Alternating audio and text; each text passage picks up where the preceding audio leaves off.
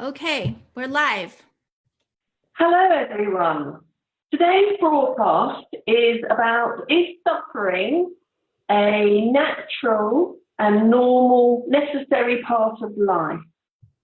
So hello, my name's Alison Wem. If you've not met me, I'm the founder of Your Soul Family. At Your Soul Family, we teach techniques to help people to feel in control of their lives so that they can be more effective at work and live more harmoniously at home. So in my 40s, I was unexpectedly widowed, and I found myself suddenly with 2 children, a demanding job, and no partner, and I really wasn't coping. So the techniques we teach are about how I moved on from that. And I think the discussions that we have each week are about difficult and challenging parts of life. So today, as I said, the topic is suffering a necessary and natural part of life? And today we've got Lexi Soulios with us. She's a holistic therapist and founder of the Eleusis Method. Her work has been widely featured in the Huffington Post, Forbes, and the Thrive Global. So she's quite widely read. So welcome, Lexi. We've managed it today. Yes, we did. Successful technology. Thank you for the introduction. Everybody comment. Do just pop a comment in and say welcome. It's great to have a guest. And actually, Lexi, you are our first guest. I'm honored. Yeah. I see Joni is here, but I don't quite understand the comment. So I'll have a look at those afterwards, and I will monitor this recording and feedback and give some comments back. So great. Let's move into the discussion then. So Lexi, this is quite a hard topic. What's your views on some of these things? So it's a great question. Is suffering a natural, a necessary part of life, or normal and necessary part of life? So in the work that I do, Alison, what we see is that there are actually 2 kinds of suffering. And we see one kind of suffering as kind of an unavoidable experience of suffering. And we go through that when we lose a loved one, or if we have an illness or an accident or something really difficult that it's just a part of life. Nothing is necessarily going wrong, or there's just kind of a sense of fate in what's happened, Yeah, I understand that. It's when you lose something or someone that you value. So I even think it was people losing a job, things like that, things that really affect them. Yeah.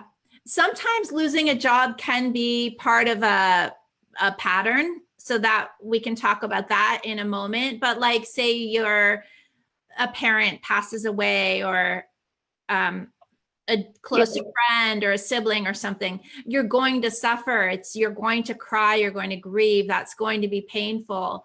There's nothing wrong with that. That's a very healthy response to an upset in your life, The cycle of life. Yes, exactly. And life has its ups and downs. And no matter how evolved we are, and no matter how much we've done our own personal work, we are going to have things in our life that happen that are difficult.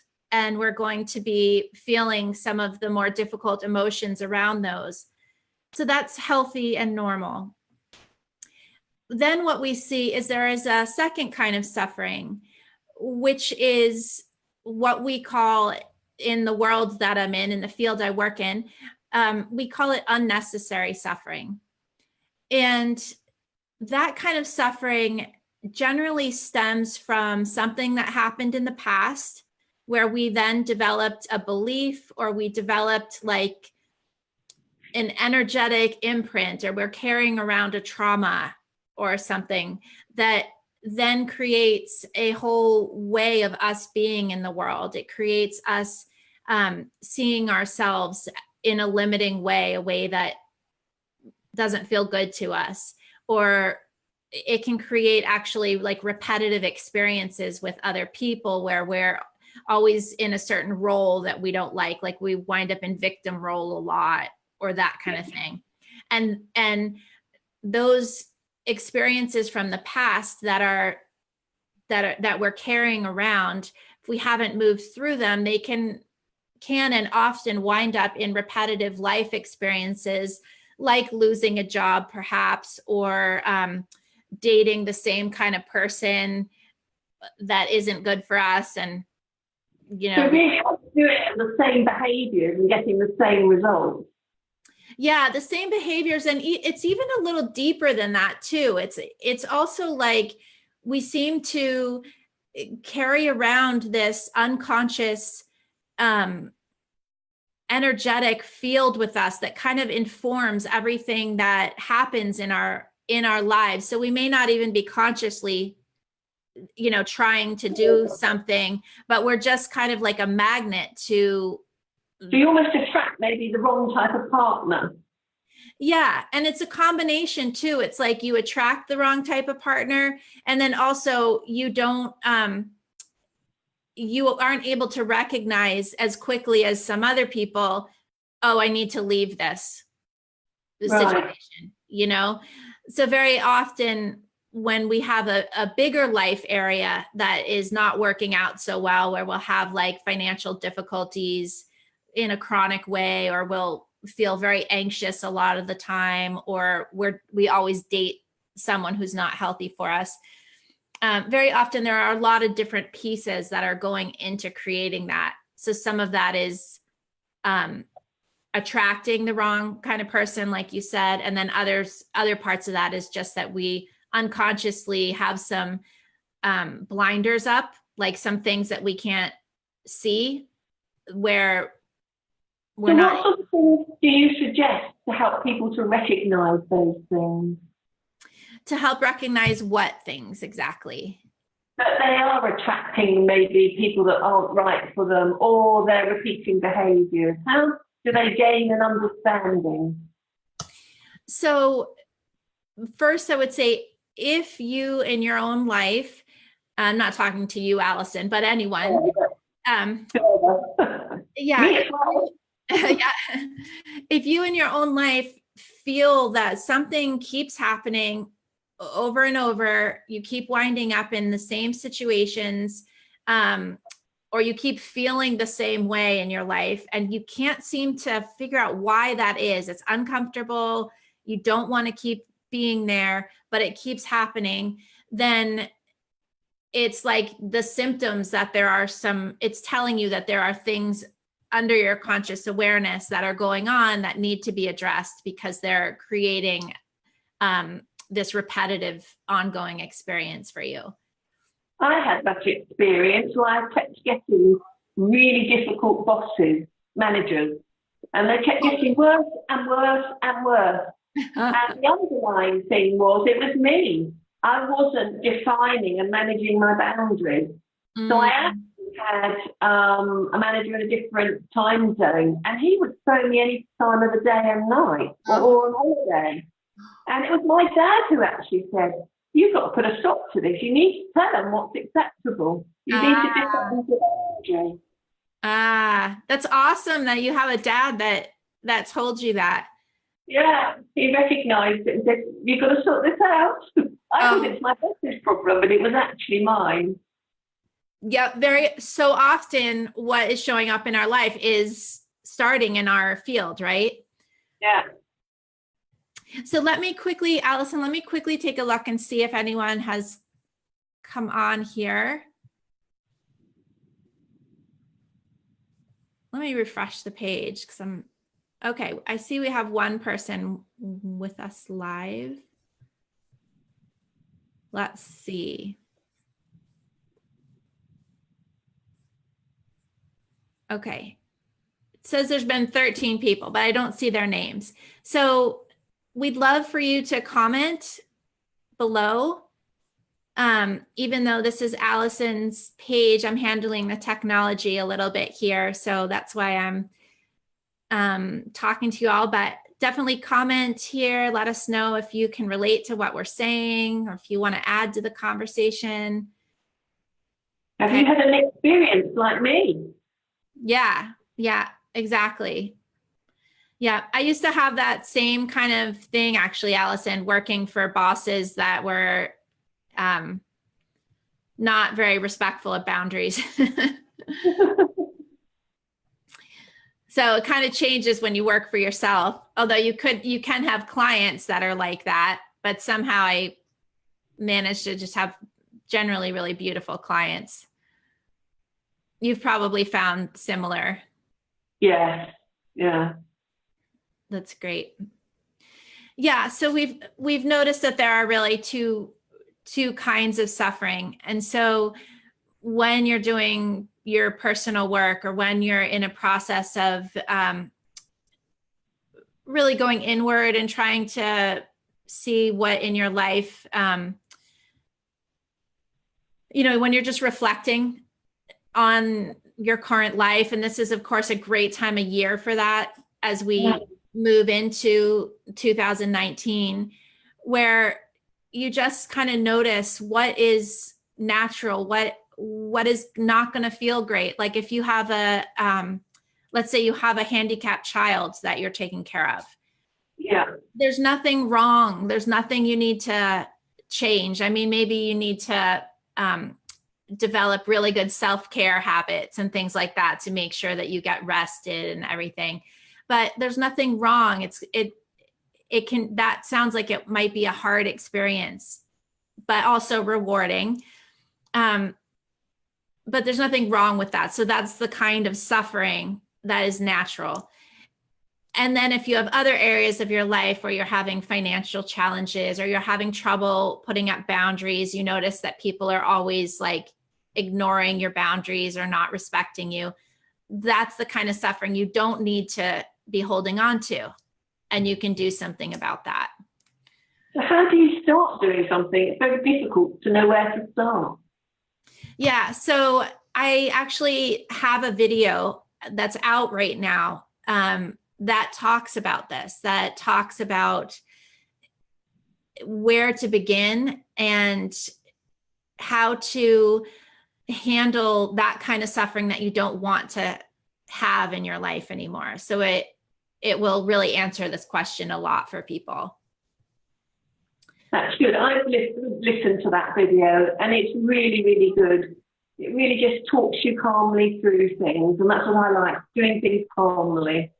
So, I would recommend that video. It's very useful.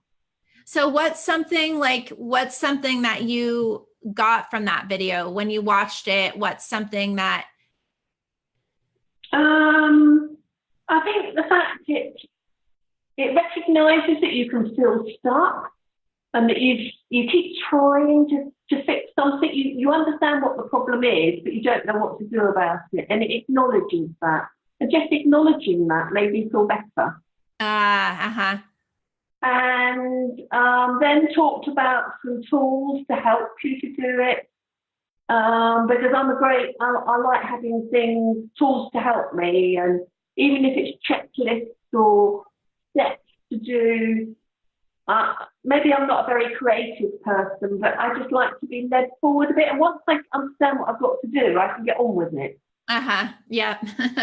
Yeah. Just make it really clear. Yeah. That's cool. And I liked what you were saying too in the beginning of that about, why it is that you have these patterns that are showing up and you're not sure what to do about them and how to move past them.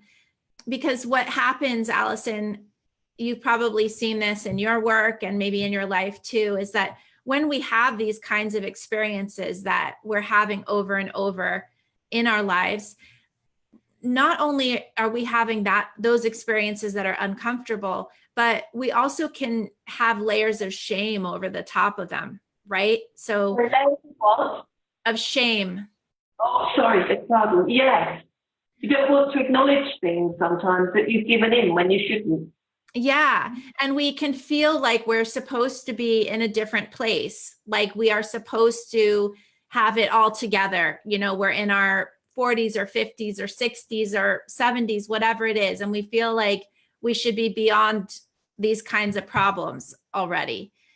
And so, you know, whether it's financial or relationship or whatever it is for us, we feel embarrassed that it seems like all of our peers don't have these kinds of problems and we're still dealing with them. So, so that is also a big part of being able to move through them, is stopping the judgment on ourselves.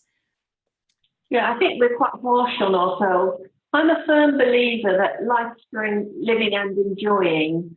So while you can keep learning to the day you die, it should also be fun life. It shouldn't just be hard. And I think you can choose how many things you want to tackle.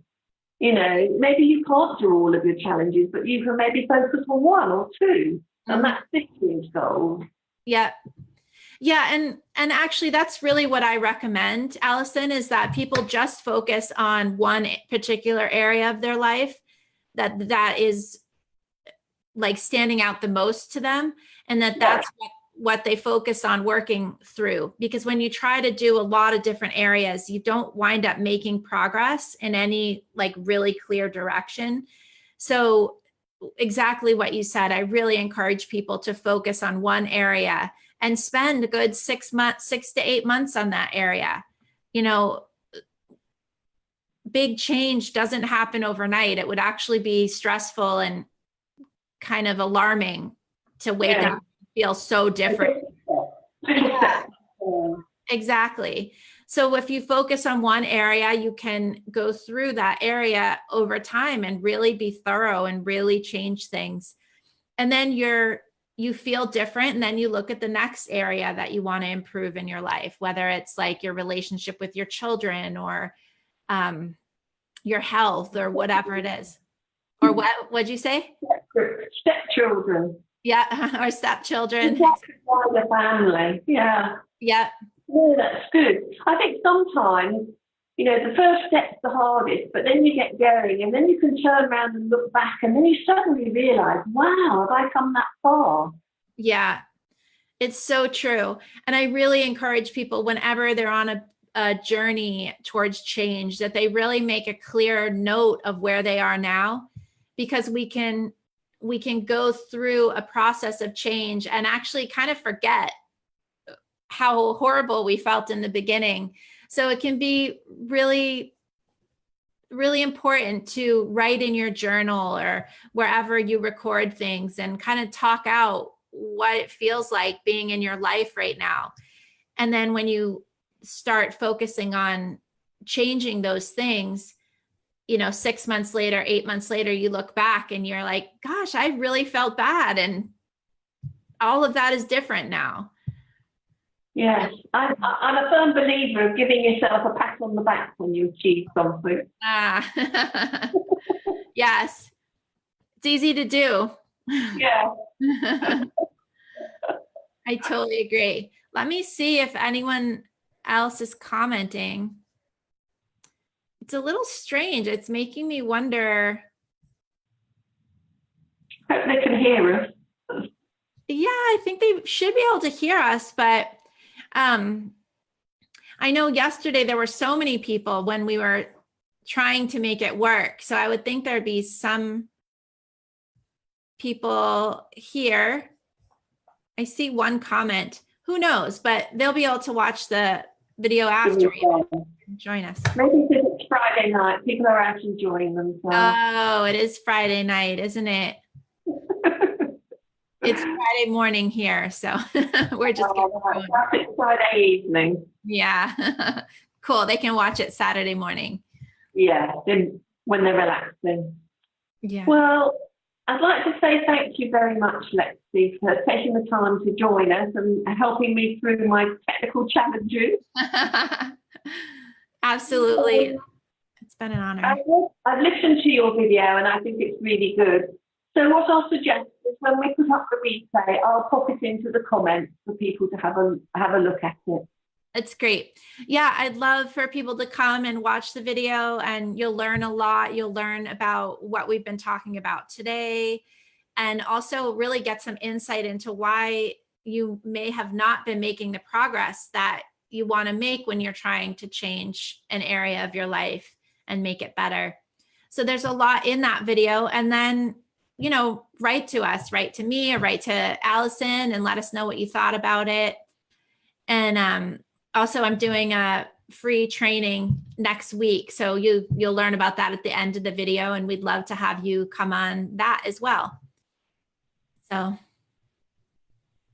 Well, thank you very much for whoever joined us. And thank you very much, Lexi. Yeah, thank you. It's been great being with you. Okay, I'm gonna, let me see if I can, okay, so I'm gonna just stop the live stream. Okay, so bye everyone. Bye.